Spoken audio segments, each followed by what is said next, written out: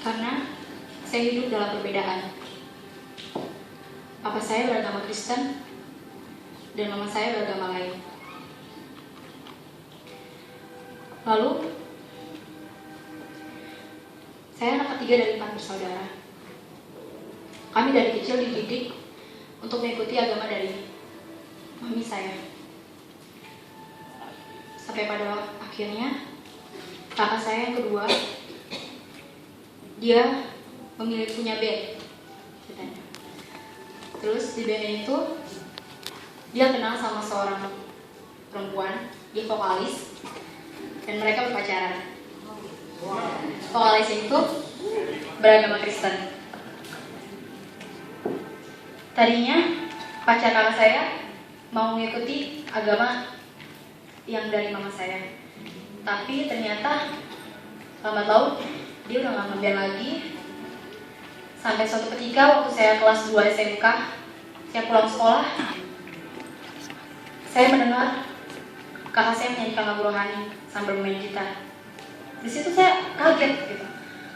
Kakak saya yang dulu ngajarin saya agama yang dulu, tapi mengapa sekarang dia nyanyi lagu rohani di rumah? Abis nyanyi lagu rohani, dia membaca Alkitab. Semenjak saat itu, hubungan saya sama kakak saya merenggang. Salahnya saya tidak pernah bertanya, kenapa kakak saya bisa pindah ke agama Kristen. Lambat laun, akhirnya saya menganggap bahwa saya tidak punya kakak kedua. Karena saya pikir dia pindah agama gara-gara cinta. Lalu, sampai saya lulus SMK, baru kemarin, tahun 2012, saya tadinya tidak pernah berpikir untuk kuliah, apalagi di Gunadarma. Akhirnya saya kerja. Suatu ketika bos saya bilang sama saya gini, Elisa, agama itu pilihan, bukan keturunan. Kata-kata itu selalu terngiang di pikiran itu sampai malam. Akhirnya ketemu kakak saya tanyakan semuanya ke kakak saya. Saya tanya, kenapa sih? Pertanyaan pertama yang saya tanya tentang agama Kristen jadi, terus namanya Korea. Kenapa sih agama Kristen tuh Tuhannya ada 3 gitu? Saking apa ya? Aku tuh nganggep agama dulu tuh paling benar gitu. Agama yang lain tuh salah gitu. Akhirnya aku tanyain, terus kakak aku ceritain dari utara ke barat, ke timur, ke selatan, semuanya diceritain. Dan dia pertama kali ngasih tahu firman itu, ayat itu adalah Yohanes 15 ayat 16. Tema renungan kemarin. Dia bilang seperti ini, Elisa, bukan Elisa yang pilih Tuhan, tapi Tuhan yang pilih Elisa. Elisa harus baca di Yohanes 15 ayat 16. Aku masih keras gitu. Masa sih gitu ya kan? Enggak lah gitu ya kan. Akhirnya pada saat itu kakak saya bilang begini, Elisa, ayo kita berdoa bareng. Aku bingung gitu, aku nggak pernah, kalau berdoa aku nggak pernah tutup mata gitu di ajaran agama aku yang dulu.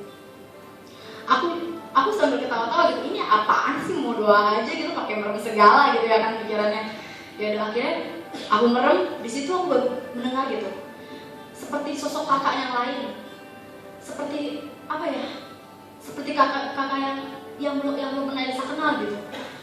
Di dalam kata-katanya dia penuh kasih banget, terus menceritakan tentang Tuhan di dalam doanya itu.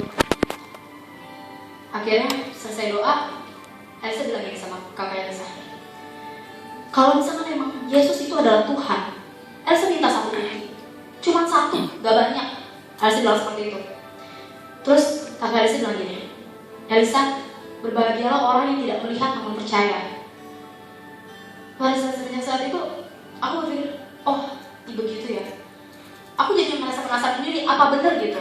Kalau misalnya emang itu Yesus itu adalah Tuhan, aku mau lihat gitu. Sebenarnya aku seperti kayak apa ya, nantangin kali ya, apa benar sih gitu. Akhirnya setelah saat itu sudah selesai berdoa, Elisa dimanja di kamar. Elisa berdoa sendiri, bilang seperti ini, Yesus, kalau misalkan Engkau adalah Tuhan, aku ingin 1 bukti. Entah apa Elisa karena masih keras gitu, pengen tahu gitu. Kalau orang kan kalau misalkan mau nyatanya apa ya, kalau misalkan ada apa-apa gitu, kalau misalkan supaya nggak ragu itu kan harus ada buktinya kan, ada buktinya supaya kita tuh nggak ragu bener nggak gitu. Dan Elisa masih pengen bukti itu. Ternyata udah pas satu hari Jumatnya, Elisa ikut ibadah pemulihan di gereja kakak. Elisa pertama kalinya menginjakkan kaki ke gereja. Terus Elisa cuma bisa diem. Terus bilang di dalam hati, oh jadi gereja tuh kayak gini ya. Terus Elisa masuk, Elisa ikuti doa. Terus Elisa bingung, ini pakai bahasa apa lagi di sini? Bener-bener gitu. Nggak tahu itu bahasa apa dari mana gitu ya kan. Di situ Elisa lihatin gitu, orang-orang pada berdoa. Entah ada yang pokoknya beda banget gitu, beda banget. Ternyata beda banget ya pokoknya dari yang dulu itu beda banget. Benar-benar kayak ada kuasa Tuhan gitu di situ. Benar-benar Tuhan tuh hadir di situ. Tapi Elisa di situ masih keras. Saya pada akhirnya pulang ibadah pemulihan, pendetanya nyamperin Elisa. Kakak Elisa bilang begini, Pak, ini kenalin adik saya Elisa. Terus Pak pendetanya bilang begini, namanya aja udah Elisa. Dia bilang seperti itu. Oh iya deh, gimana kamu Elisa sudah menerima Tuhan Yesus sebagai juru selamat? Di situ Elisa cuma senyum kayak senyum ngerendahin gitu ya kan. Apaan sih pendeta gitu ya kan. Saya bilang gini, Elisa geleng, saya bilang enggak. Elisa bilang seperti itu. Karena masih ngantuk, ya ampun, apaan sih gitu. Masih kekeh sampai lama, keras banget hati Elisa. Yaudah tuh, akhirnya kata pendetanya, yaudah ayo mari kita berdoa. Kata pendetanya. Akhirnya Elisa didoain di situ, biar dia di dalam doanya dia bilang kalau biarkan Roh Kudus itu datang turun ke dalam Elisa gitu, dalam hati Elisa, biarkan Elisa disentuh hatinya. Yaudah, akhirnya hari Minggu Elisa coba untuk ibadah umum. Di sana Elisa ajak Papa Elisa ibadah umum.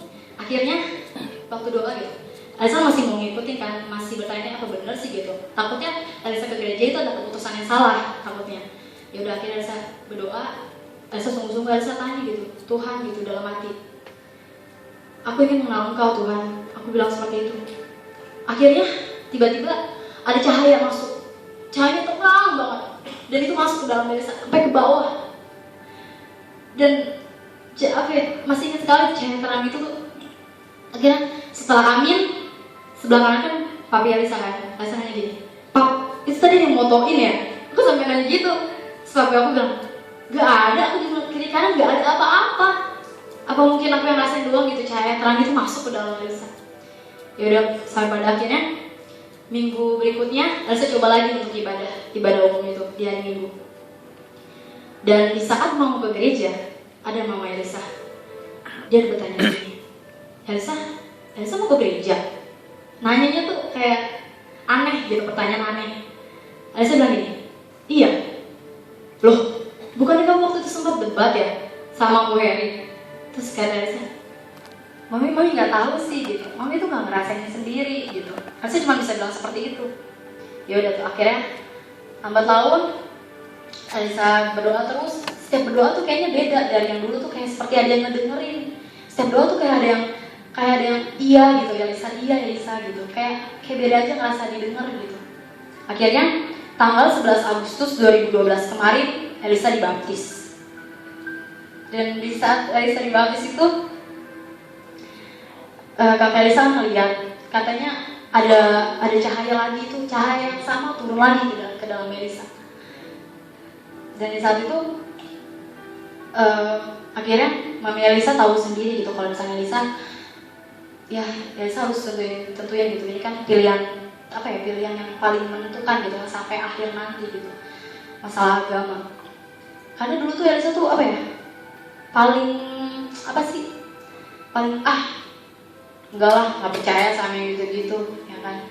Tapi akhirnya cahaya itu masuk dan itu bikin speechless banget ceritanya juga sih.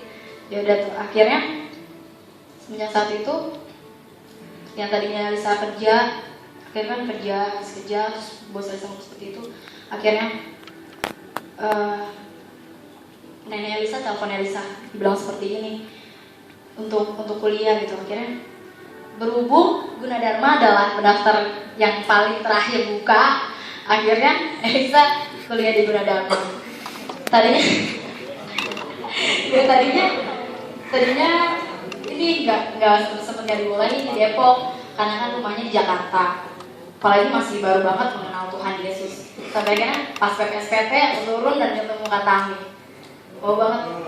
Kak Tami itu adalah sosok orang yang benar-benar ngebawa aku banget gitu untuk lebih dalam sama Tuhan.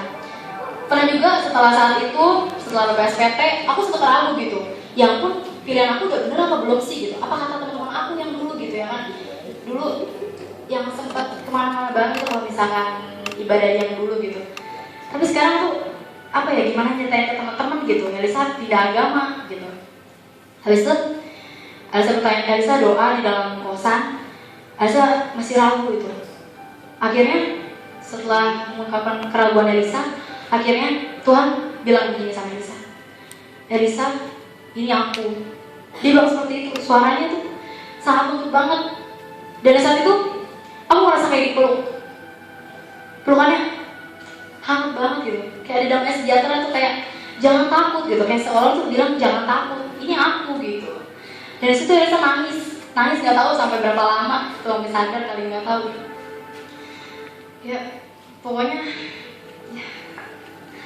Dan sekarang Tuhan Yesus baik banget sama saya. Saya nggak bisa apa-apa, saya baru mengenal Tuhan Yesus, saya masih mau belajar, tapi dia angkat saya gitu untuk dapat menjadi pelayan Bunda Dharma. Itu sangat luar biasa banget.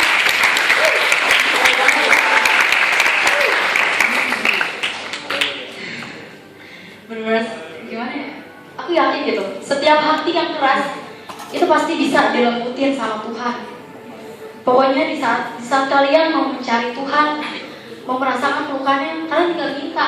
Tuhan selalu ada buat kalian dimanapun, di saat apapun gitu. Tuhan pasti memampukan kalian.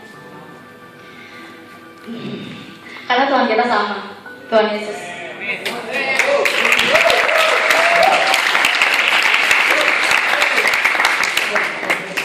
Pokoknya aku mengalami kasih yang mengubahkan banget deh dari Tuhan Yesus.